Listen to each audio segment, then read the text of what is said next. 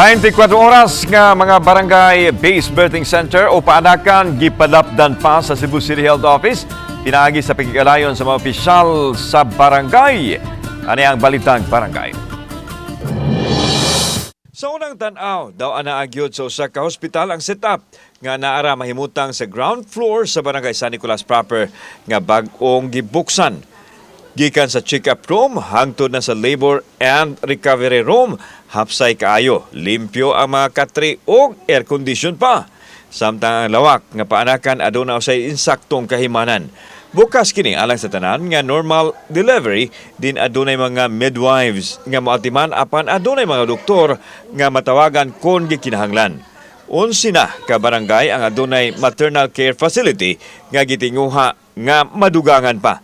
Daghan kaayo ta mga normal delivery nga anha lang sa mga hilot. So ato yun nang gisiguro nga nganong adto man sa hilot, adto na lang nato ipaanak sa atong health centers. Alang sa mga barangay, dako na kaayo kini og ikatabang sa ilang katagi barangay, ilabi na kadtong walay ikasarang nga masigurong maatiman. Nakita mo gud nako ba nga kinanid gyud ang barangay nga nanatay birthing center.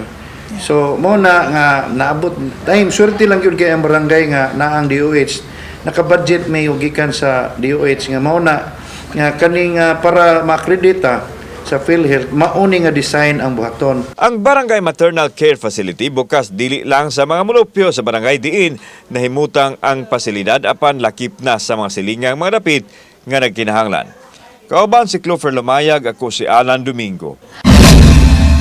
Balitang Bisdak.